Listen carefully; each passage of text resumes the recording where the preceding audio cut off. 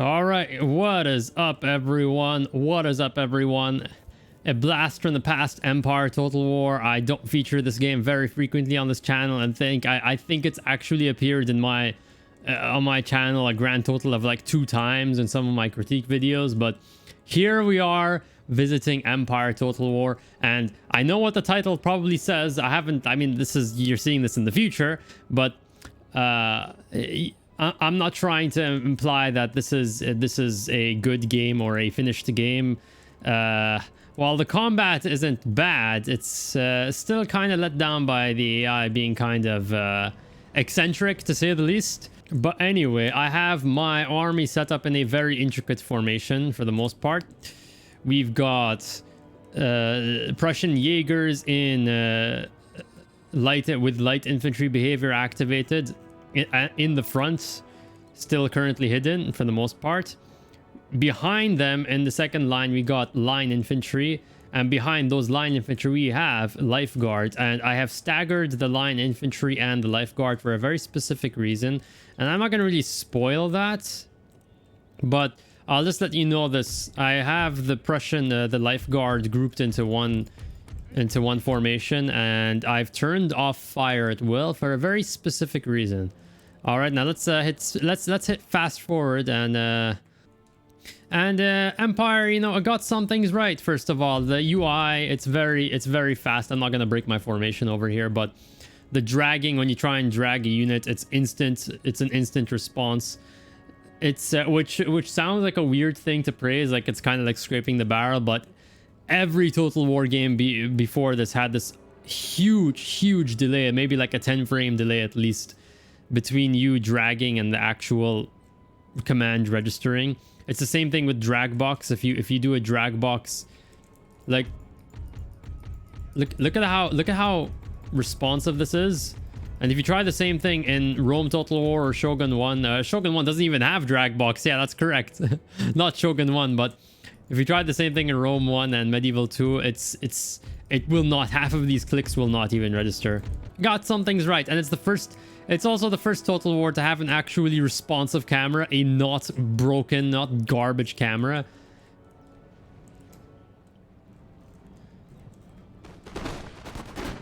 That's awesome. That's awesome. We got 30 kills overall. Awesome work, boys.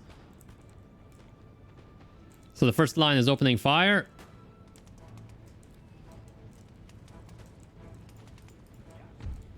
And it doesn't show you the range indicators for all the units, unfortunately. So they have not reached the second line's range yet. They're about to walk into range of the line infantry. And you'll see why I have fire at will turned off on my... Yeah, I think I might have to withdraw. I might have to pull these units back. Quick. Okay, we got line. We got... Yeah, here we go. Oh no, they're breaking formation because they're taking casualties. Well, we'll pull back. Come on. And this is where I start. I'm gonna activate fire at will on this unit. You'll see why now. You'll see why now. It's because once this rank starts kneeling, they're no longer gonna start taking fire. But the thing is, they already sustained casualties. Hopefully these guys will start firing anytime soon. But no, okay. Yeah, turning off fire at will over here. It didn't go according to plan. I was trying to do something where yeah, here it's working. It's working. I need to pause. Ah, shit. No, they're shuffling around now. I have to pause the game to show you what's going on here. So we got platoon fire. We got the lifeguard actually doing platoon fire. They're firing in squads right now. And they're staggered. Like, look at this. Like, look at this attention to detail here. They're actually staggered. So it's not like they're firing right through one another. Good attention to detail overall.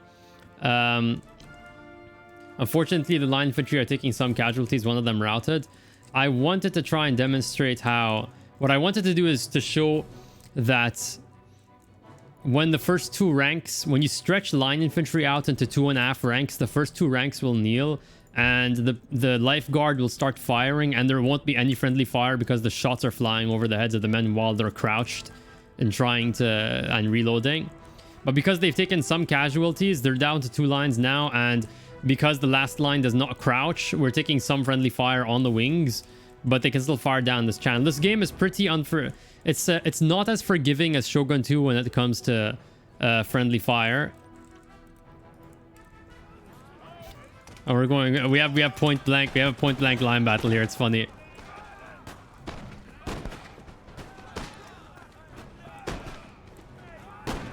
Yeah, you can see here.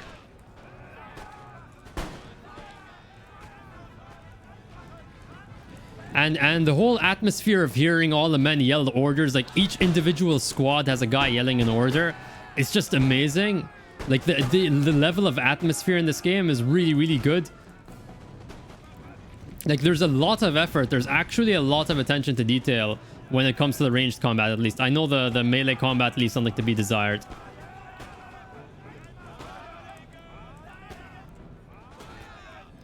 So you see over here, if these guys started firing, they'd have a clear shot over the men who are crouched.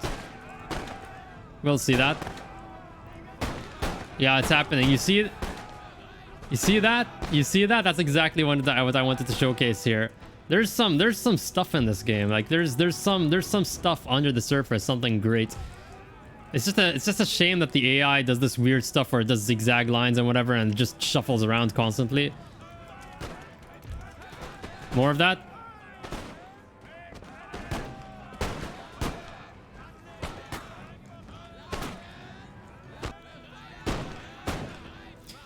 Now, you might be wondering, okay, what's the difference between fire by rank? You see line infantry are doing fire by rank, but the lifeguard are doing a platoon fire drill.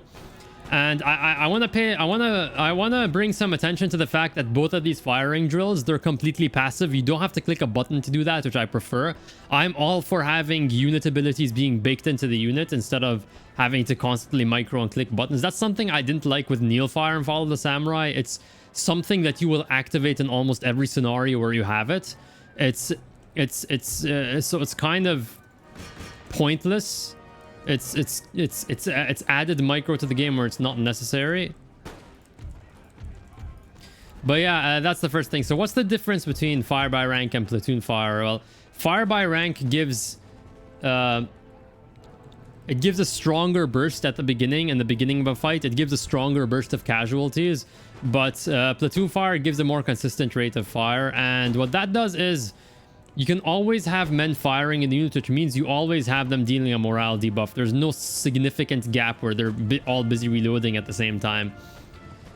And also, it seems like platoon fire behaves better while taking casualties. It doesn't get... The men don't shuffle about as much as they do in fire by rank. Fire by rank is just so damn finicky in comparison. But it seems like platoon fire is just more consistent overall in how it behaves under fire.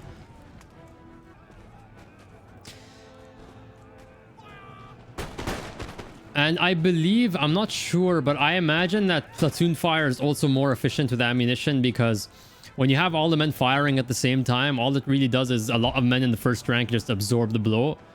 I'm not sure if that's correct, and I'm not sure how I can test it, but I can imagine that being the case in this game.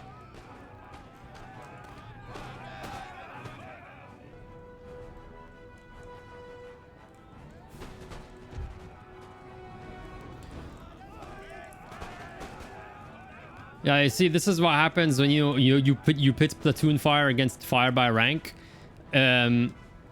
Just at the beginning of the fight, the line infantry get such a massive advantage, and it's an interesting way to differentiate these two tiers of units. Instead of just having one be straight up better than the other, they're both effective in different ways. One is better at giving burst damage. The other is just way more consistent overall. It's one of them is less finicky than the other, but it's also less rewarding, potentially speaking. And I think I find it interesting. I'm not saying the game is good or it's secretly a hidden gem, but there's something over here. I can't imagine what it would have looked like if it was maybe in development for like 6 more months. I can't there was the makings of a good game here, and which annoys me when people lump this game in the same group with with Rome 2. Rome 2 is just a bad game from its very foundation, and I have some, if you haven't seen my my videos where I showcase a few combat tests, yeah, I'll probably link them in the pop-out banner. But that game was just bad, as in bad. Like, it wasn't only rushed, it's just straight up so poorly designed on multiple levels. But this game had something, you know, at its core, but all that lack of polish, and especially the way the AI tends to behave rather weirdly on the battlefield, yeah. But you know, let me know what you think, guys, and let me know if you'd like me to test other things in other Total War campaigns. I'm definitely open to it. Thank you so much for watching, and I will see you next time. Bye bye. Hey there, guys, thank you so much for watching. If you enjoyed this video, don't forget to like, comment, and subscribe. And if you're new to the channel, I do Let's Plays for strategy games like Total War, city builders like City Skylines and Frostpunk, open world games like Zelda, Breath of the Wild, and first-person shooters like Battlefield 1 and Metro. You can hop onto Discord and join in on all the fun. And if you want to support the channel further, you can subscribe to my Patreon and gain access to exclusive videos. Thank you so much for watching, and I will see you next time. Bye-bye!